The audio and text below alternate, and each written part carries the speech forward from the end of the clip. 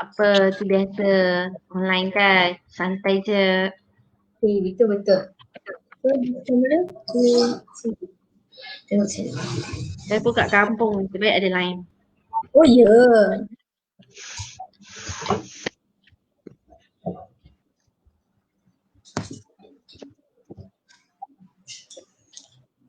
Doktor dah makan?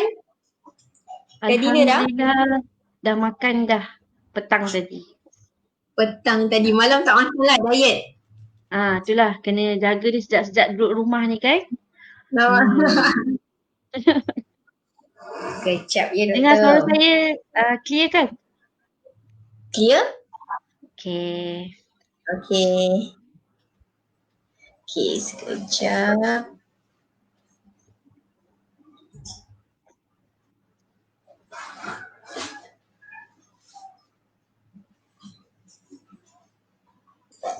Okay.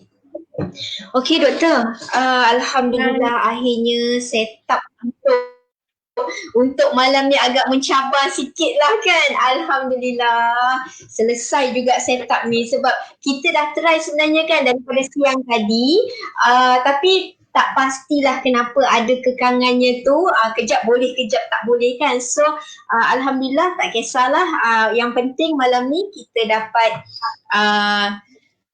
live bersama. Alhamdulillah. Terima kasih doktor. Okey, sebelum kita mulakan live kita malam ni, saya nak kenalkanlah sikit kepada sesiapa yang menonton live pada malam ini.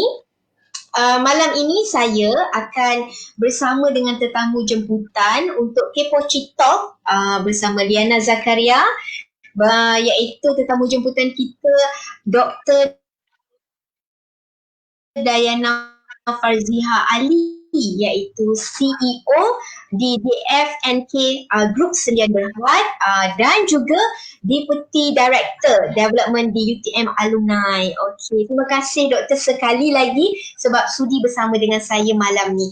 Okey, doktor, sebelum kita kupas tajuk kita ataupun topik malam ni, iaitu aku siswa Zah masih menganggur, mana silapnya. So saya nak minta doktor boleh ke berikan sedikit tips untuk para pelajar yang sekarang ni mungkin berada di tingkatan 5 atau tingkatan 6 yang tidak lama lagi mereka ini akan menghadapi peperiksaan besar sebelum mereka melangkah ke universiti, untuk mereka menghadapi peperiksaan tersebut dan juga apa persediaan mereka untuk mereka ni tampil luar biasa di dalam dunia yang kita tahu COVID-19 ni kan semakin mencabar. Ramai pelajar-pelajar yang cemerlang yang akan masuk universiti nanti, yang akan graduate pun memang akan cemerlang. So boleh ke doktor kongsi sedikit tips untuk persediaan menduduki peperiksaan dan juga tips persediaan untuk mereka ni para pelajar tampil luar biasa.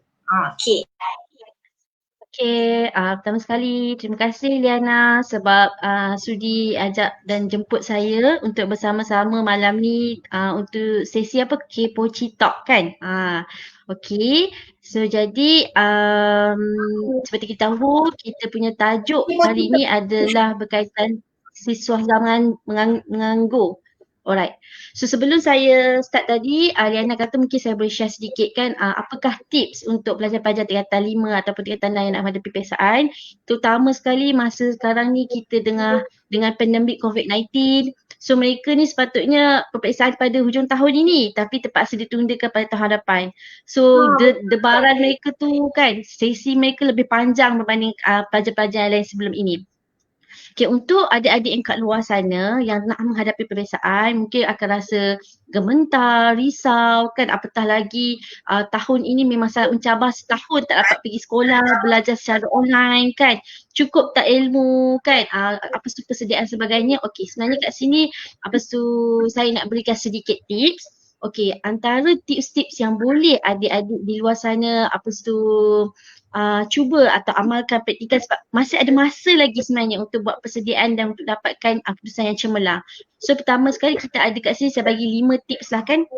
Okay, Wow. 5 tips ni. Okay. 5 tips. Okay, 5 tips. Simple je. Okay, sebenarnya 5 tips ini adalah daripada persediaan dari 5 aspek. Okay, aspek yang pertama adalah dari segi persediaan emosi itu sendiri. Okay, di mana persediaan emosi dimaksudkan ialah pelajar itu sentiasa berfikiran terbuka dan mereka ni kena sentiasa positif. Sebab bila kita positif, emosi kita stabil, kan kita akan rasa berkeyakinan untuk menghadapi peperiksaan tersebut. Dan kerana sebab siapa lagi kalau tak yakin dengan diri kita sendiri kan? Kalau guru boleh yakin dengan kita, so kita kena yakin pada diri kita sendiri. So bila nak melangkah peperiksaan, ya betul. Bila nak langkah peperiksaan kena tenang, confident dan sebagainya. Sebab yakin bahawa kita telah membuat persediaan yang rapi. Itu adalah persediaan emosi yang pertama. Okay. Yang kedua adalah dari aspek kesihatan. Sekarang ni hujung-hujung tahun ni kan musim terhujung kan, hujan, panas, lepas tu dengan pandemik COVID-19 ini, so aspek persediaan kesihatan tu sangat-sangat penting. Okey, dari segi aspek keselamatan tu dari segi penjagaan diri lah dan penyakit. Okey. Paling penting sekali sebenarnya bila adik-adik mengulang kaji. Okey. Ada satu kita nampak sindrom ataupun selalunya pelajar-pelajar memang suka dia suka belajar last minute, betul? So belajarlah sampai malam kan. Kita kat mesti pun selalu bercerita juga kan, tapi sebenarnya dia tidak elok diamalkan. Okey, sebab sebenarnya bila kita punya jadual tidur itu tidak tidak teratur, so dia akan mengganggu kesihatan fizikal kita sendiri. Okay, jadi kesihatan diri kena jaga dan sebagainya. So itu adalah tips yang kedua. Okay, so tips yang ketiga adalah pemakanan. Okay, di rumah sedap kan makan? Hari-hari makan. Badan pun sambil besar pakai Johan katanya. Ya betul. Kalau dulu kat sekolah waktu berehat je makan. So sekarang ni walaupun cikgu mengajar kat kelas online pun boleh makan mi goreng kat tepi tu kan. Apatah lagi kau tak buka kamera tu. Jadi sebenarnya antara tips yang adik-adik boleh buat persediaan adalah dengan pemakanan. Carilah makanan yang sihat, yang sesuai untuk diri kan. Contohnya kalau dalam ini sesuai nak makan madu, kismis sebab ia baik untuk kita punya kecerdasan minda dan otak kita. Okay, itu adalah tips yang ketiga. Okay, tips yang keempat adalah dari aspek rohani kita. Okay, rohani adalah dalaman kita. So, setiap agama, setiap bangsa mereka ada kepercayaan sendiri. So, mereka ada aktiviti-aktiviti ataupun amalan-amalan agama yang boleh dijalankan. So, makanan rohani pun sangat penting. Kita dah berusaha dari segi aspek fizikal, mental. So, rohani tu kita percaya kepadanya, berdoa dan sebagainya pun sangat penting untuk membantu adik-adik berada keadaan tenang, lancar dan segalanya. Okay, yang terakhir adalah dari segi aspek pengetahuan. Yang paling penting lah. Okay, aspek pengetahuan ni ialah definitely lah you kena ready untuk menguasai subjek-subjek tertentu kan. So banyak subjek, contohnya kalau SPM ada 8 hingga 10 subjek. Banyak sangat. Okay. Setiap subjek sebulan hafal tu lagilah hai kan. Contoh jadi banyak subjek. Banyak nak kena hafal. Jadi subjek yang membaca, subjek mengira kan. Jadi untuk yang dari aspek pengetahuan ni elakkan sangat study last minute. Okay, elakkan study last minute. Kemudian adik-adik kena identify ataupun analisis apakah topik-topik yang adik-adik lemah. So topik yang lemah itulah perlu diberi tumpuan yang lebih, banyakkan latih to be, dan yang kedua adalah orang kata two head is better than one. Apa maksud two head is better than one adalah kita belajar seorang-seorang kadang kita tak tahu sama ada kita ni betul atau tidak. Kan? Faham ke tidak? So, berdua lebih baik orang kata. Okay, untuk konsep belajar lah. Berdua lebih baik maksudnya at least kita tahu kan. Itu perempuan tu doktor. Jeng. Pula kan? Okay, berdua konsep ni untuk belajar terpulanglah pada adik-adik mana yang lebih selesa. Kadang-kadang kan mungkin ada kawan dia lebih pandai subjek sejarah, kita pandai subjek matematik. So kita boleh bertukar-tukar fikiran kan. Jadi kita pun tak bosan kadang-kadang seorang-seorang kan. Jadi bolehlah buat ulang kaji secara berkumpulan. And then kena ada sediaan, mungkinlah last minute kadang lupa kan, itu pentingnya ada nota ringkas. Kadang-kadang kalau tiba-tiba nak betul. last minute tiba nak buat buku tebal macam ni kan, lagi gugup kan, boleh silap-silap. Jadi tak jumpa mana kan. So pentingnya kalau saya dulu saya memang suka buat sedia nota ringkas. So bila dah macam sehari dua nak peperiksaan, saya memang tak buka buku yang tebal lah. Saya lebih selak saya punya nota dan ringkas. Dan yang terakhir adalah restu orang tua. Itu sangat penting. Betul doktor kan. Kalau dah dekat nak exam tu, harap-harapnya janganlah menderhaka kata orang tu, jangan meninggi-ninggi suara lah kan pelajar-pelajar ni dengan mak ayah. Kadang-kadang kita faham stres-stres belajar ni, mak ayah minta sidai baju ke, kadang mak minta jaga adik ke apa kan, mengamuk pula tiba-tiba mak menjerit, dah ada haka. Jadi harapnya macam tu lah, pelajar-pelajar yang nak ambil exam ni tak kira lah kalau nak ambil ke sebelum ambil ke, restu ibu bapa macam mana Dr. Dayana kata tu sangat penting. Kalau kita dah belajar, dah jaga tadi yang pertama emosi, dah jaga pemakanan, kesihatan, lepas tu apa lagi tadi doktor? Persediaan pengetahuan semua, tapi last sekali restu ibu bapa tak ada, tak guna juga. Takut-takut exam result memang cemerlang dek, tapi nanti tak berapa nak berkat dek. Kau jangan main-main dengan mak ayah. Mulut tu doa keluar, kan cakap jangan bagi mak ayah tu marah kan, lagi-lagi nak exam ni. Okey doktor, alhamdulillah sangat padu, sangat hebat perkongsian tips dan juga persediaan untuk pelajar-pelajar SPM dan juga STPM tadi. So tips tu saya rasa bukan untuk para pelajar sahaja, dia juga berguna untuk mak ayah di luar sana yang anak-anak mungkin nak ambil exam, yang anak-anak mungkin akan memulakan alam persekolahan yang dah lama sangat cuti sepanjang pandemik COVID-19 ni kan, untuk tahun hadapan 2021. Mungkin mak ayah ni boleh guna dan juga manfaatkan tips yang telah dikongsikan oleh Dr. Dayana tadi. Okey doktor, sekarang jom kita ke topik kita hari ini yang agak hot sikit. Aku siswa Zah masih menganggur, mana silapnya? Okey doktor, menurut saya ada baca lah kan, daripada analisis, menurut Ketua Perangkawan Malaysia, Datuk Seri Dr. Muhammad Uzair Mahidin, beliau memaklumkan kadar pengangguran siswaza pada tahun 2019 kekal 3.9% dengan 170.3 ribu penganggur siswaza. Dari jumlah ni, lebih daripada 80% menganggur bagi tempoh kurang daripada 6 bulan, manakala hanya 8.1% menganggur bagi tempoh 12 bulan dan lebih. So doktor, saya bila tengok berkaitan dengan statistik pengangguran ni, walaupun saya dulu diakuilah pernah menganggur sekejap lah selepas belajar, selepas saya habis degree, menganggur sekejap sebelum dapat kerja. Jadi masa dulu mungkin cabaran kebanjiran siswaza yang hebat-hebat ni mungkin agak kurang sedikit. Tapi sekarang kita tahu kebanjiran siswaza yang memang ada qualification yang bagus, ada pencapaian, resultnya pun hebat. Lagi dengan disulami dengan pelbagai cabaran pada tahun 2020 ni.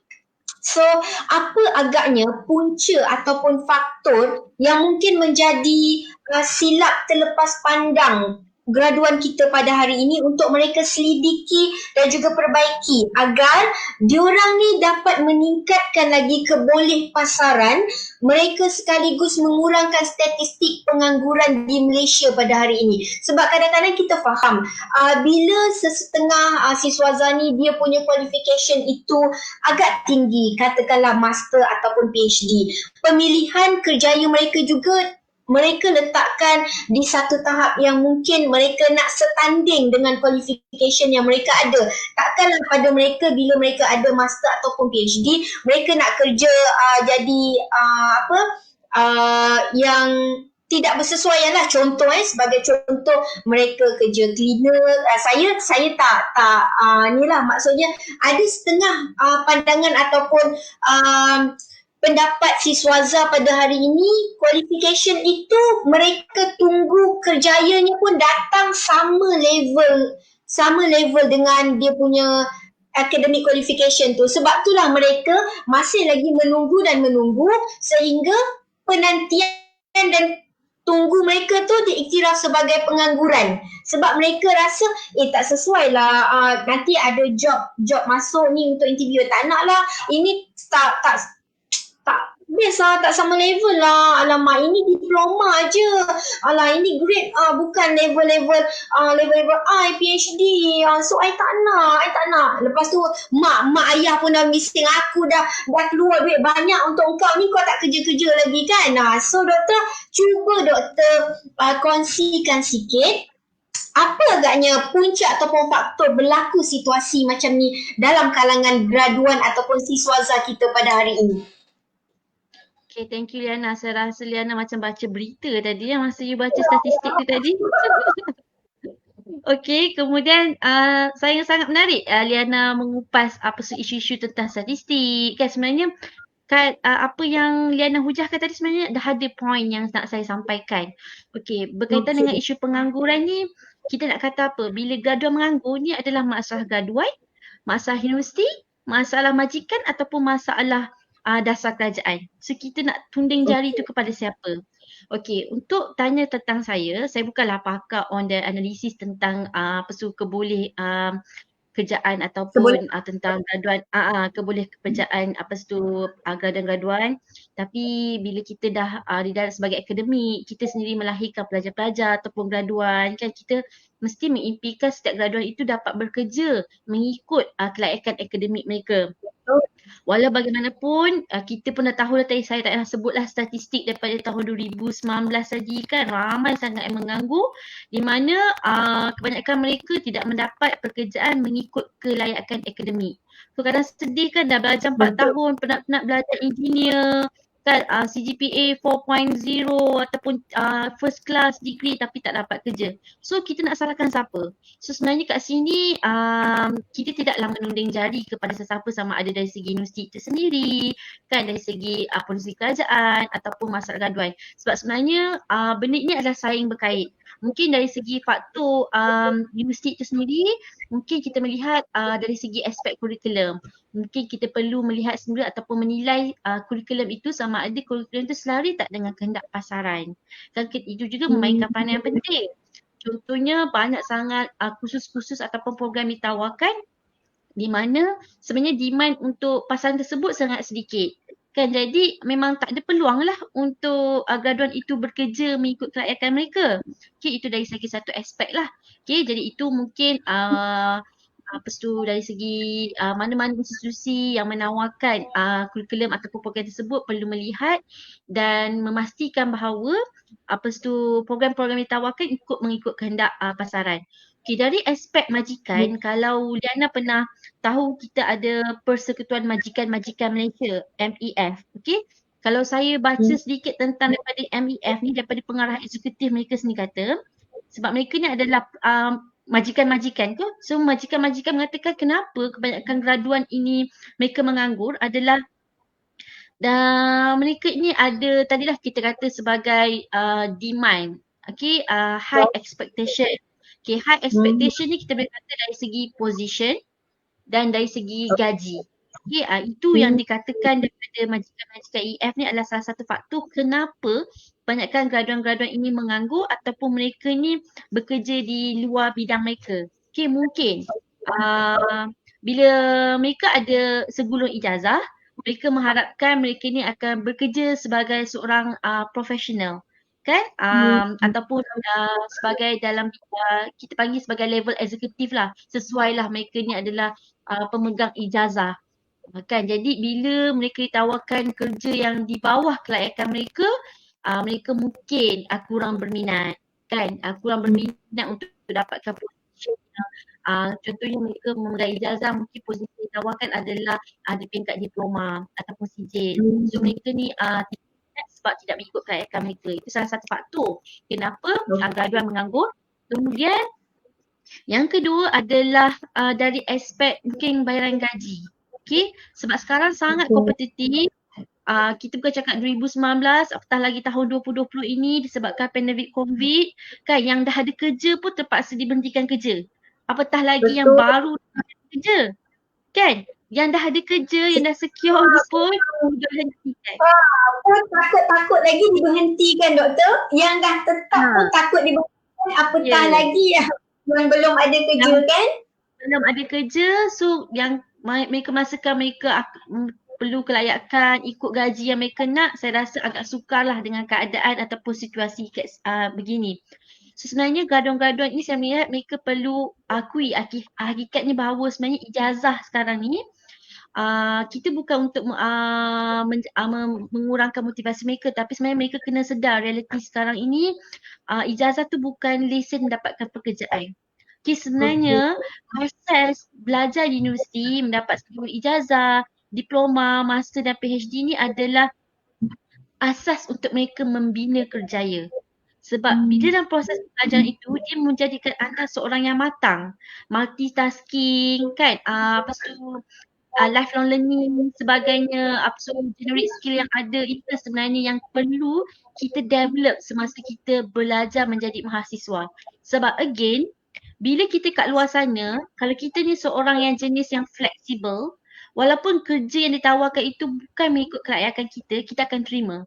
Dan kita menerima itu dengan satu pandangan yang positif. Okey, maksudnya mungkin kita perlu bermula di peringkat bawahan. Kan, jadi mungkin walaupun dia mempunyai ijazah, tapi sekiranya ditawarkan untuk level diploma, terima sahaja. Sebab ia merupakan proses pembelajaran. Kan, jadi dari situ cuba develop. Itu saya sangat setuju. Pembelajaran daripada bawah dan mungkin satu masa nanti akan berada di atas. Betul. Okay, jadi bila dia dah bermula bawah, mulalah dia membina kerjaya itu sebab mereka boleh membina dan merancang haluan kerjaya mereka. Dan yang kedua, pelajar ini sebenarnya graduate ni mereka perlu membuka minda mindset mereka. Kan tak semestinya mereka ni hanya perlu belajar belajar dalam bidang kejuruteraan kena kerja jadi jurutera. Sekarang ni dengan kesukaran yang ada ni mereka kena jadi fleksibel. Apa matlamat utama mereka ini? Sebenarnya mereka bekerja untuk apa? Mendapatkan pendapatan ataupun untuk apa? Untuk ada sebagai orang kata position, kebanggaan dan sebagainya kan. Jadi kita tengok matlamat kita. Kalau memang matlamat graduan ini bila kita dah habis belajar kita memang nak cari kerja, ada wang untuk membantu keluarga, saya rasa mereka perlu ada flexibility itu. Maksudnya ramai saja yang kat luar sana graduan jurutera tapi akhirnya membuka perniagaan sendiri. Kan? Akhirnya bekerja dalam bidang yang lain. Especially sekarang lah banyak yang dia punya qualification dalam bidang lain tapi bekerja ataupun mengurus perniagaan dalam bidang lain. Ya, jadi flexibility tu sangat penting sebab apa sekarang ni kita tak boleh menunggu peluang, kita kena mencipta peluang itu. So kita jangan menunggu pekerjaan, kita mencipta pekerjaan itu. Mana satu hari, mana tahu satu hari nanti. Mencipta pekerjaan, betul?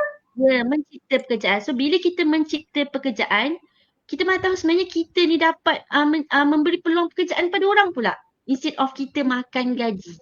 Okay, contohnya lah saya tahu Liana kan walaupun bekerja tapi Liana ada perniagaan sendiri. So itulah salah satu inisiatif yang sangat saya kagum kan. Jadi maksudnya Liana mencipta pekerjaan, memberi ruang, peluang pekerjaan. Kalau Liana tak buka perniagaan Liana mungkin orang lain pun tak dapat kerja kan. Jadi kita ni menggunakan apa yang kita ada, fleksibilitas kita ada untuk kita kongsikan bersama.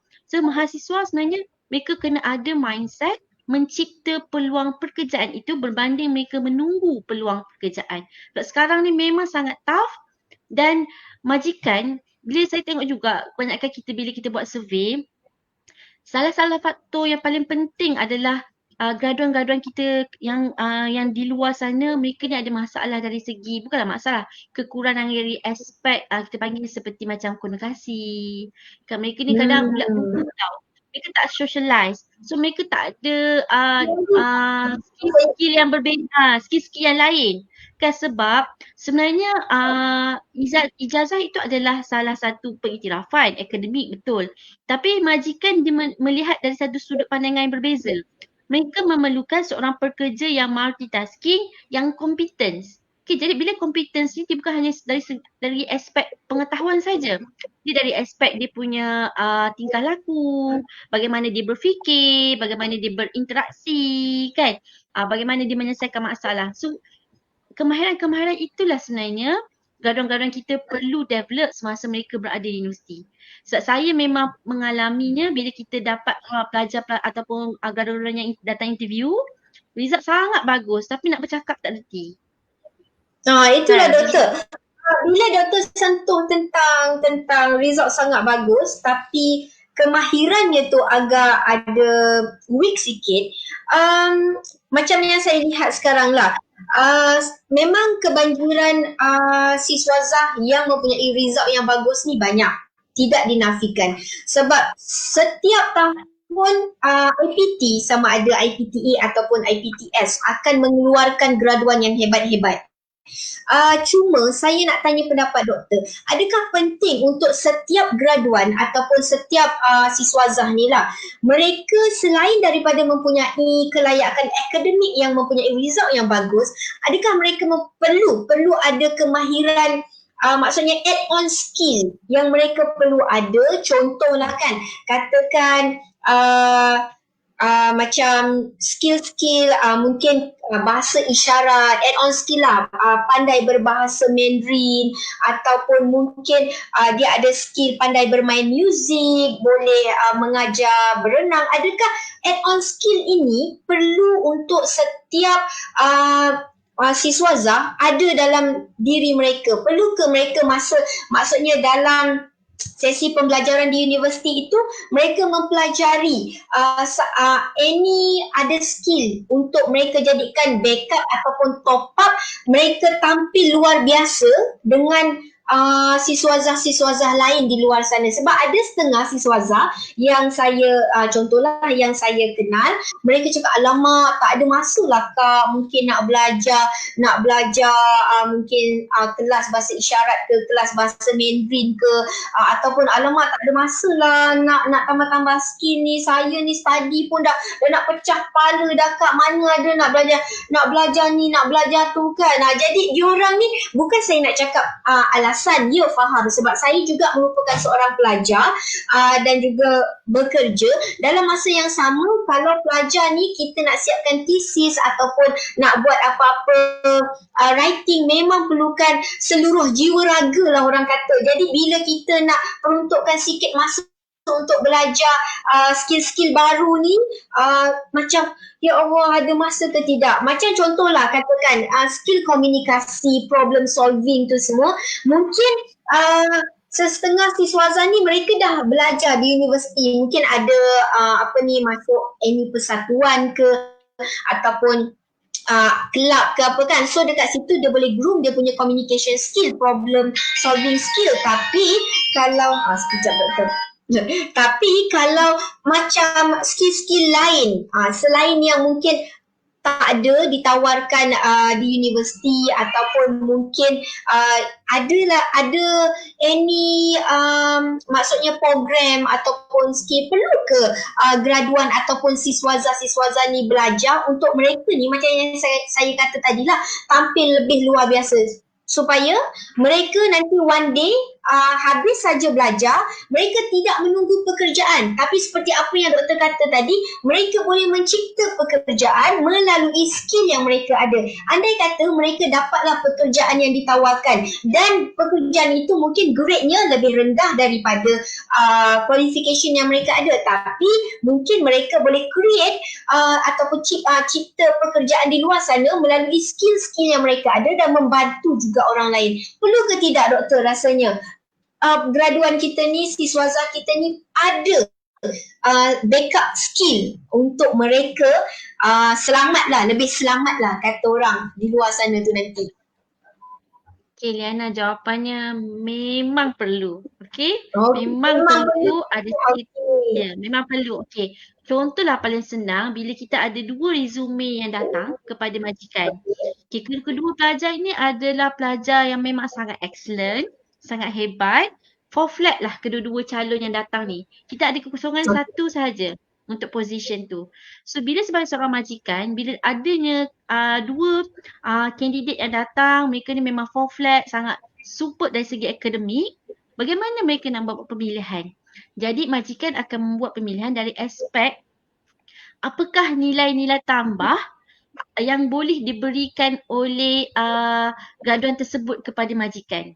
So dekat situlah sebenarnya seperti Liana cakap tadi, mereka kena ada kelainan, kelebihan untuk mereka compete dengan yang lain-lain supaya mereka ini bersinar di antara mutiara-mutiara yang dah bersinar tapi mereka lebih shiny. So kemahiran inilah yang sangat penting. Contohnya lah kan mereka belajar jurutera sebagai seorang jurutera, sebagai engineer. So mereka bukan setakat pandai untuk bidang-bidang teknikal tapi mungkin mereka ada kemahiran untuk design. Okay, boleh buat design. Kita contoh. Mungkin mereka boleh mempunyai menguasai pelbagai bahasa. Jadi contohnya bila dia bekerja di kilang, mereka mencari kerja di kilang Korea. So mereka berbanding dengan kandidat lain, saya ada kelebihan, saya boleh bercakap bahasa Korea.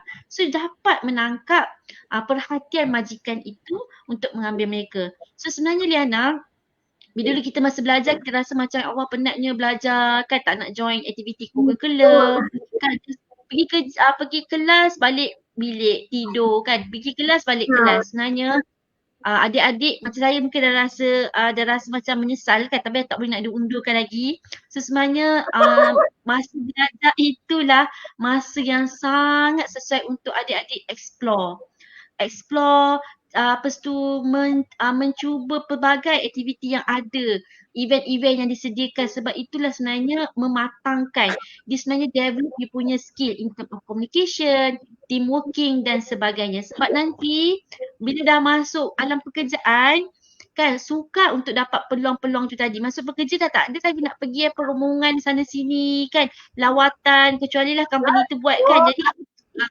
Jadi tak adalah ada nak pergi main bola ke kan, waktu dah sangat singkat dan sebagainya. Jadi semasa menjadi mahasiswa tu lah sebenarnya adik-adik kena explore sebab benda tu penting untuk develop diri sendiri.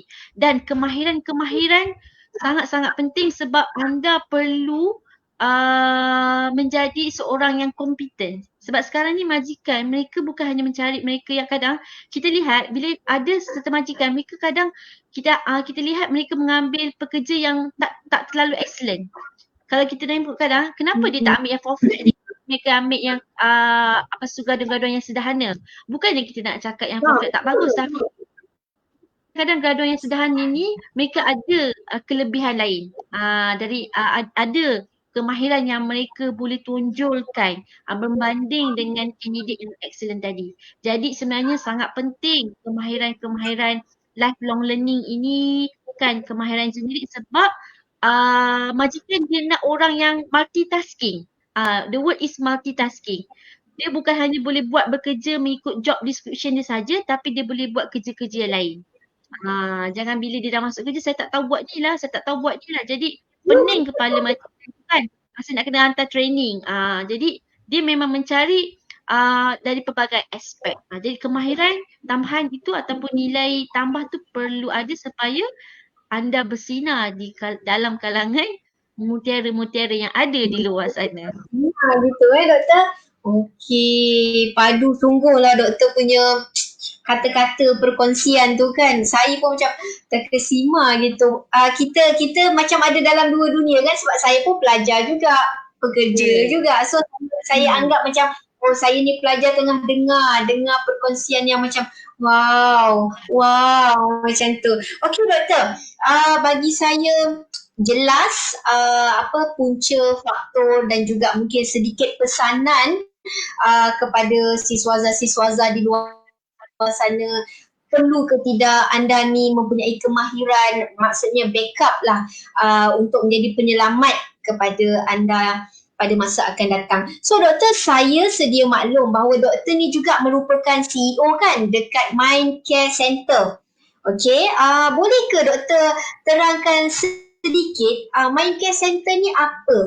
Sebab mungkinlah manalah tahu ada yang menonton, ada yang mendengar live kita hari ni daripada kalangan siswaza yang tengah mencari pekerjaan ke kan, yang manalah tahu doktor di Mindcare Center tu ada pekerjaan yang bersesuaian yang mungkin diorang boleh dapat peluang pekerjaan di sana nanti. Cuba share sikit doktor, apa Mindcare Center ni, fungsinya, apa servis yang disediakan, manalah tahu berguna untuk rakan-rakan kita yang mendengar hari ni.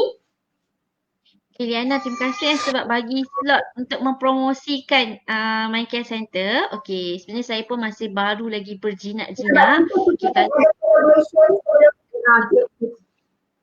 Okey, jadi sebenarnya kalau untuk sedia maklum, saya ni dari sekolah pendidikan. So bidang saya adalah TVET ataupun saya punya degree lebih kepada dalam building construction lah.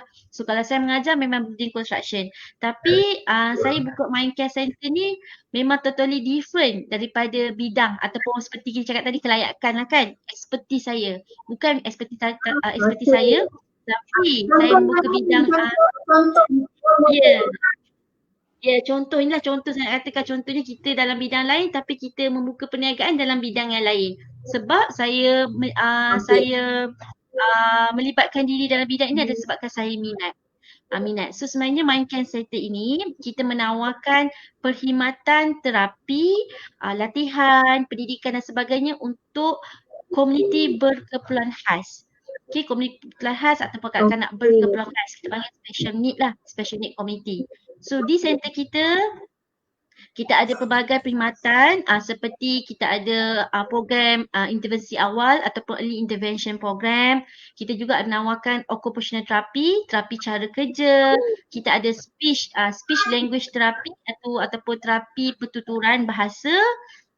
Dan kita ada juga untuk orang dewasa speech therapy for adult, dan kita juga ada OT untuk adult.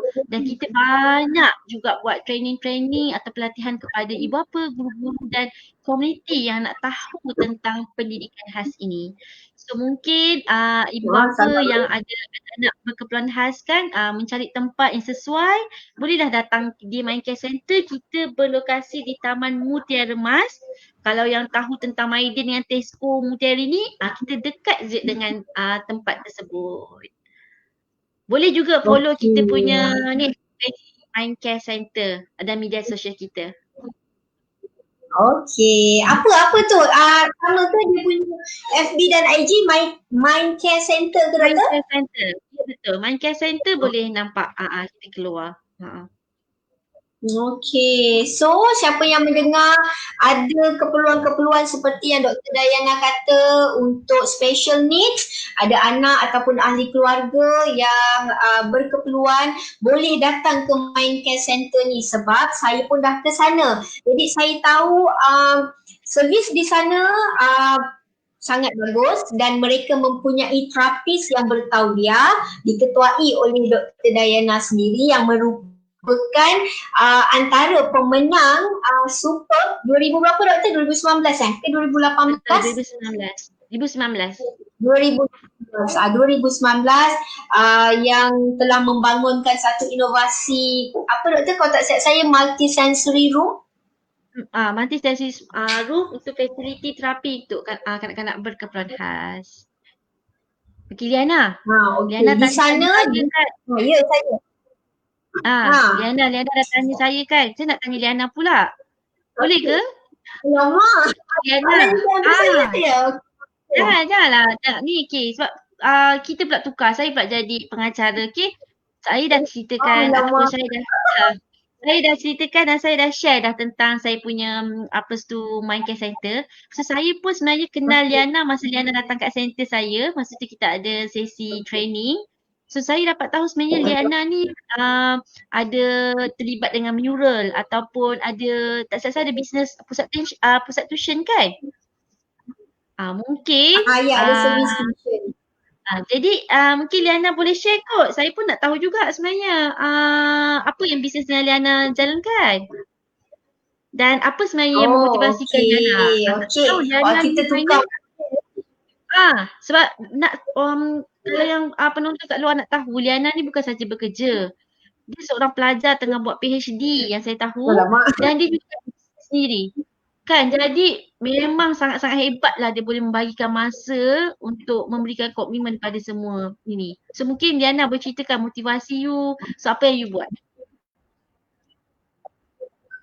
Okey, doktor tak adalah hebat mana, segan saya macam nak numbuk je bawah meja ni. Banyak lagi kekurangan, banyak lagi sebenarnya ni lemah sana sini, kurang sana sini. Masih lagi kata orang cacar marba doktor untuk membahagikan masa, untuk membahagikan tanggungjawab amanah tu. Tapi saya mencubalah. Okey, doktor tadi kata apa motivasi. Macam yang saya macam yang doktor katalah, bila kita nak buat sesuatu, kita perlukan minat kan. Jadi minat saya sebenarnya daripada dulu saya sangat mengidamkan untuk menjadi seorang pensyarah. Kalau masa orientasi dekat universiti dulu, daripada diploma sampailah ke master saya di UTM, diploma dan saya punya degree di UiTM. Setiap kali orientasi yang ada circle yang buat pensyarah duduk tengah-tengah tu tanya, okey awak, apa awak punya cita-cita? Saya confirm akan jawab, saya nak jadi pensyarah. Masa di UTM, saya tak ingatlah siapa pensyarah saya ketika itu. Tapi dalam SEM 1 lah awal masuk kan, dia tanya, awak nak jadi pensyarah? Betul ni? Betul awak nak jadi pensyarah? Lepas tu saya cakap, ya saya berminat, saya suka nak jadi pensyarah. Kenapa sebab nanti saya boleh bercakap, boleh mengajar, macam itulah lebih kurang saya punya jawapan kan. Dan pensyarah tersebut kata, pensyarah mencabar. Awak dah bersedia dengan cabaran untuk menjadi pensyarah. Pensyarah tu bukan hanya pada namanya saja pensyarah dan gajinya saja, tetapi ada di belakang tanggungjawab yang besar. Awak dah bersedia ke? Dia tanya saya. Saya pun masa tu macam okey, bersedia, saya jawab dengan confidentnya. So mungkin rezeki ketika ini masih belum berpihak pada saya untuk saya menjawab jawatan pensyarah. Tapi it's not a big problem pada saya. Saya tidak dapat menjadi pensyarah, tapi motivasi saya tak pernah hilang ataupun luntur untuk saya teruskan mengajar dengan saya menjadi cikgu tuition. Jadi saya ambil satu inisiatif, saya rasa saya suka mengajar dan saya boleh mengajar. Jadi saya merancang dan saya memutuskan untuk saya buka satu business service, iaitu home tuition. So wujudlah inspirasi milenial home tuition. Dan daripada situ saya mula mengajar. Bermula daripada seorang je pelajar saya doktor. Saya ajar sepupu saya. Sepupu saya dia adik-beradik. Mula seorang. Lepas tu dia hantar 2 orang. Daripada situ mulalah ada servis home tuition kan. Ada yang saya pergi ke rumah pelajar, ada yang pelajar datang ke rumah saya untuk mendapatkan perkhidmatan tuition. Dan daripada situ saya rasa kalau misalnya kita tidak mendapat apa yang kita inginkan, it's not a big problem untuk kita berputus asa. Kita tahu diri kita dan kita tahu di mana kelebihan ataupun kemahiran yang kita ada. Jadi kita melangkahlah setapak, 2 tapak dan bertapak-tapak ke hadapan, asalkan kita tidak rasa down. Alah, aku tak dapat. Saya akui dulu saya pernah rasa down sangat sebab saya tak dapat jawatan ataupun tak dapat apa yang saya inginkan. Tapi saya dapat motivasi daripada mungkin rakan-rakan sekeliling, mungkin daripada bos-bos di sekeliling saya untuk katakan jangan hanya melihat pada satu perkara saja. Contoh, saya inginkan jawatan sekian tapi tidak dapat. So saya berputus asa, saya dah malas dah ni. So saya lupakan segala kemahiran yang saya ada, segala specialties yang saya ada. Itu salah. So untuk sesiapa yang di luar sana, kalau ada ilmu, maksudnya saya belajar untuk saya tambah ilmu, sebab belajar itu pun jihad kan. Jadi selain menambah ilmu, menambah juga pahala. Jadi saya pun teruskanlah menuntut ilmu untuk saya mempelajari banyak benda dan dalam masa yang sama saya juga mempelajari untuk memperbaiki segala kekurangan, kelemahan diri, dan dalam masa yang sama juga saya cuba mencari apa platform ataupun medium yang saya boleh berikan manfaat pada orang lain. Contoh, kemahiran saya mengajar. Saya mengajar tuition, mengajar anak-anak orang untuk mereka jadi lebih baik. Bukan saja mengajar dari segi akademik, saya juga groom mereka daripada talent-talent yang ada. Sebab itu wujudnya Anak Johor Event yang kita buat collaboration bersama. Anak Johor Event ni saya wujudkan untuk saya collaborate dengan mana-mana syarikat ataupun entiti untuk sediakan satu platform event ataupun apa-apa program yang berkaitan untuk memberi peluang kepada komuniti di luar sana dapat join that program dengan minimum yuran yang boleh. Biasanya kita punya yuran di Anak Johor Event adalah below 100, tapi depends kepada apa program. Katakan kalau program tu very special, so mungkin harganya agak sikit, tapi tak ada program di Anak Johor Event ni untuk community, especially B40 ya, lebih daripada 150 kalau tak silap saya. Jadi dari situ saya cuba untuk create ataupun selain mencipta pekerjaan untuk orang lain, saya juga mencipta peluang kepada komuniti untuk membantu mereka belajar sesuatu. Carilah something yang boleh grow ataupun groom dia punya skill supaya mereka tidak merasa seperti saya dahulu, merasa menyesal, alamak aku ni tu tak, alamak aja kan, alamak tak nak alamak. Selagi kita ada kemahiran dalam diri kita yang mungkin boleh jadi, maksudnya macam bekalan untuk kita lebih boleh maju ke depan, so belajarlah. Saya cipta peluang di Anak Johor Event, saya collaborate dengan beberapa syarikat, beberapa entiti dari segi kita ada main care center untuk special kids, kita ada untuk program music, kita ada program swimming, kita ada program memanah dan macam-macam lagi. Ada juga kelas bahasa Mandarin, bahasa isyarat. So boleh pergi ke Instagram ataupun Facebook Anak Johor Event untuk mengetahui lebih lanjut lagi tentang program yang kita ada, dan juga boleh juga kalau nak ambil ataupun nak langgan perkhidmatan tuition, boleh pergi ke Millennia Tuition. Facebook dan FB sama, Millennia Tuition. Itulah sikit. Tapi saya sebenarnya terinspirasi dengan doktor sejak saya lihat doktor untuk pertama kalinya masa training untuk Superb sebelum ni di Mind Care Center tu. Bila saya tengok doktor cakap kan macam wow, bestnya, patutlah dia menang dia ni cakap jelas, lancar kan. Jadi saya suka mengambil inspirasi daripada orang-orang yang hebat, sebab daripada orang-orang yang hebat, orang-orang yang ada karakter yang bagus, sebenarnya dia membantu saya yang ada kekurangan, saya yang ada kelemahan ni untuk memperbaiki sedikit demi sedikit. Macam itulah. Liana, Okey, doktor. pembelajaran tak akan berhenti sehingga ke liang lahat. So kita ni walaupun tinggi macam mana pun, kita sentiasa belajar. Kadang-kadang perkara yang kita tak sedar kan, kehidupan ini adalah proses pembelajaran yang paling bermakna. So saya memang kagum dengan Liana punya semangat. So kalaulah graduan-graduan kat luar sana ada fikiran macam Liana yang positif kan, yang tidak ada bersemangat, tak ada putus asa, pandai mencipta peluang, saya yakin tak akan ada isu graduan yang menganggur. InsyaAllah. Okey doktor, terima kasih sebab ini pun macam dah lewat malam kan, takut mengganggu waktu tidur doktor bersama keluarga ke, masa doktor dengan keluarga kan. Okey, terima kasih banyak doktor sebab sudi meluangkan masa bersama saya malam ini dengan topik, dengan perkongsian yang sangat awesome lah bagi saya.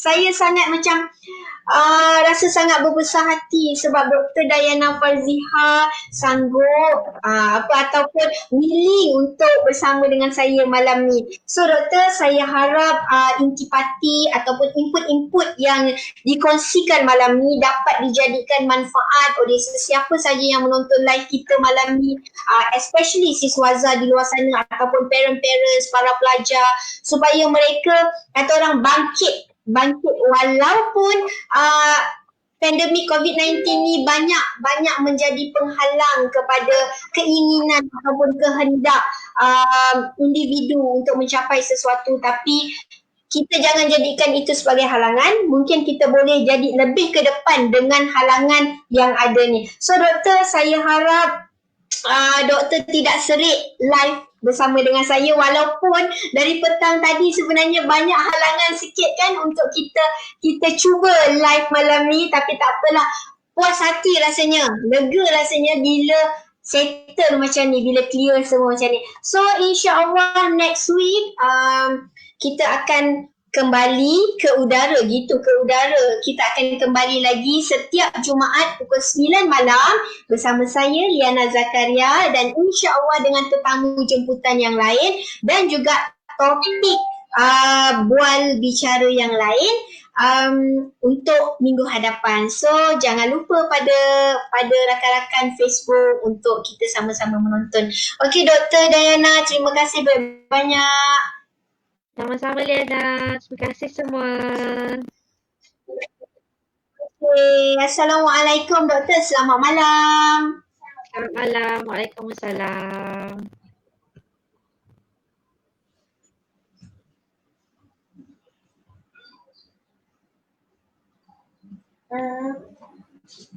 Cepat.